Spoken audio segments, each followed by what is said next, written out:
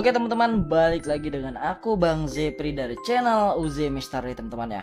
Oke, jadi balik lagi dengan channel yang membahas tentang horror story, fakta, misteri, dan juga teori konspirasi yang ada di dunia ini teman-teman ya. Oke, jadi pada kesempatan kali ini teman-teman, aku akan menceritakan sebuah cerita horor lagi teman-teman ya. Dan judul dari cerita horor kali ini yaitu adalah Malam Jumat Kliwon di Desa Kedung Rejo.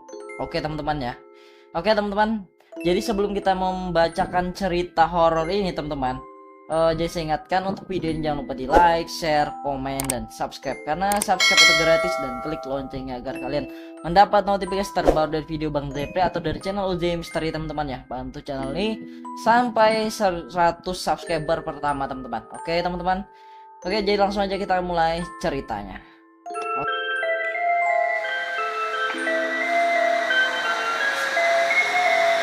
Oke teman-teman.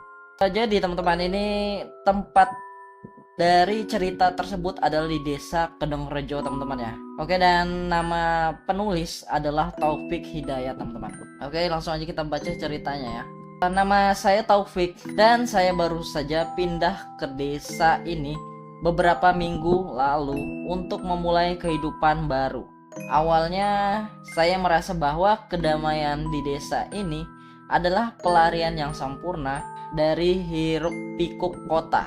Hanya ada suara alam yang menyapa dan kehidupan yang tampak berjalan lambat. Namun, saya tidak tahu bahwa hidup di Kedung Rejo akan membawa saya pada pengalaman yang tidak akan saya lupakan seumur hidup. Malam itu adalah malam Jumat Kliwon. Malam yang dikenal dengan suasana yang lebih mistis di desa ini. Saya baru saja selesai makan malam bersama beberapa tetangga yang ramah di rumah Pak Sumar. Dia adalah seorang petani tua yang sudah lama tinggal di Kedung Rejo. Pembicaraan kami berputar tentang hal-hal biasa, cuaca, hasil panen, dan tradisi desa. Namun, saat mereka mulai membicarakan malam Jumat Kliwon, suasana mulai berubah. Jangan keluar malam ini. Taufik, kata Pak Sumar dengan nada serius. Wajahnya sedikit cemas. Malam ini malam yang tidak baik. Banyak hal aneh yang terjadi setiap tahun pada malam seperti ini. Kalian yang baru datang harus hati-hati, kata Pak Umar ya. Pak Sumar. Lalu saya tertawa kecil, menganggapnya sebagai lelucon lokal yang berlebihan. Namun, Pak Sumar tidak ikut tertawa. Bahkan, mata tuanya yang keriput menatap saya tajam. Seperti ada sesuatu yang dia ingin saya ketahui, tapi tidak bisa diungkapkan dengan kata-kata. Jika ada sesuatu yang aneh, lebih baik tetap diam, tambah Ibu Warti, istri Pak Sumar, dengan suara berbisik. Saya hanya mengangguk dan berjanji akan pulang sebelum malam terlalu larut. Namun, rasa penasaran menggeluti pikiran saya sepanjang perjalanan pulang. Apakah benar ada yang aneh dengan malam ini? Sesampainya di rumah sewa saya yang sederhana, sebuah rumah kecil di ujung desa, saya memutuskan untuk menyelesaikan pekerjaan yang tertunda.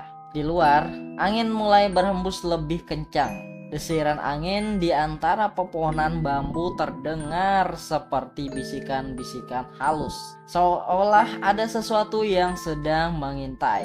Saya duduk di depan meja kayu, menulis di laptop. Namun saya tidak nyaman, itu semakin menghantui, atau rasa tidak nyaman itu semakin menghantui ya. Dari luar jendela, saya bisa melihat bayangan-bayangan samar yang bergerak di antara pepohonan. Sejenak, saya merasa seolah sudah diawasi atau sedang diawasi. Saya berusaha mengalihkan perhatian dengan melanjutkan pekerjaan saya. Tapi, semakin malam, semakin saya merasa ada yang tidak beres. Jam di dinding menunjukkan pukul 11 malam. Saat saya mendengar suara langkah kaki dari luar. Langkah kaki yang berat dan lambat, seperti seorang yang berjalan tanpa tujuan. Semakin dekat suara itu, semakin terasa aneh. Tidak ada siapa-siapa di sekitar rumah saya. Tiba-tiba suara itu berhenti tepat di depan pintu. Saya berdiam diri, menahan napas, mencoba mendengarkan. Tidak ada suara apapun. Saya merasa jantung saya berdebar lebih cepat. Pikiranku melayang mengingat pesan-pesan yang tadi diucapkan oleh Pak Sumar. Dengan rasa takut yang mencekam, saya melangkah pelan menuju pintu. Tangan saya yang gemetar saat memegang gagangnya. Saya ingin membukanya, tapi entah mengapa seakan ada sesuatu yang melarang saya untuk melakukannya. Saya menarik napas panjang dan memutuskan untuk menutup tirai jendela. Saat itulah saya melihatnya. Dari balik jendela ada sosok yang berdiri mematung di ujung halaman. Sebuah bayangan tinggi, tidak jelas, tapi dengan rambut panjang yang lebat dan wajah yang sulit dikenali. Saya bisa merasakan pandangannya menembus ke dalam rumah saya. Sosok itu hanya berdiam diri, seolah menunggu sesuatu. Tubuh saya membeku, saya ingin berteriak, tapi suara saya terhenti di tenggorokan. Setelah beberapa detik, sosok itu mulai bergerak perlahan menuju ke pohon besar di samping rumah. Saya segera menutup jendela dan berlari menuju pintu belakang, berniat untuk keluar dan mencari pertolongan.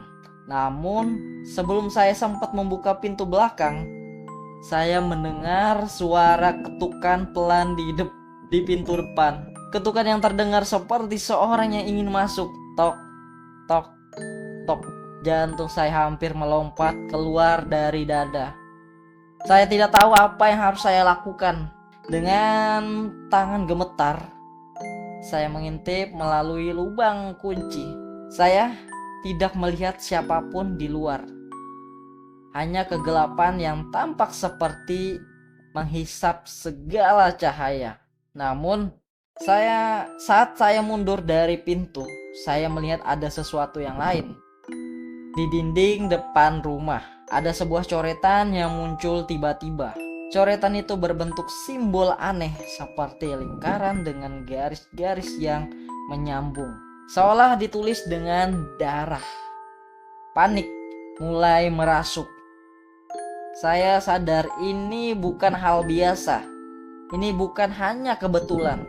Saya teringat kisah-kisah yang pernah diceritakan orang-orang desa tentang malam Jumat Kliwon. Konon, pada malam itu banyak roh penasaran yang berkeliaran. Mereka adalah arwah yang terperangkap dalam alam gaib, yang keluar untuk mencari korban. Tidak jarang mereka menggoda orang-orang yang baru datang ke desa dengan cara yang tak kasat mata, hingga akhirnya membawa mereka ke dalam dunia mereka. Pikiran saya semakin kacau. Tiba-tiba saya mendengar suara langkah kaki lagi. Kali ini dari dalam rumah. Seperti seseorang yang berjalan di lantai kayu. Saya menoleh ke belakang dan saat itu saya melihatnya. Bayangan wanita berpakaian putih berdiri di ujung ruangan. Wajahnya tidak tampak jelas. Hanya tampak sepasang mata kosong yang menatap saya. Saya hampir pingsan. Namun tiba-tiba sosok itu menghilang begitu saja, seperti lenyap ditelan udara malam yang dingin. Namun rasa takut saya tetap menguasai. Saya tahu saya harus segera meninggalkan tempat ini.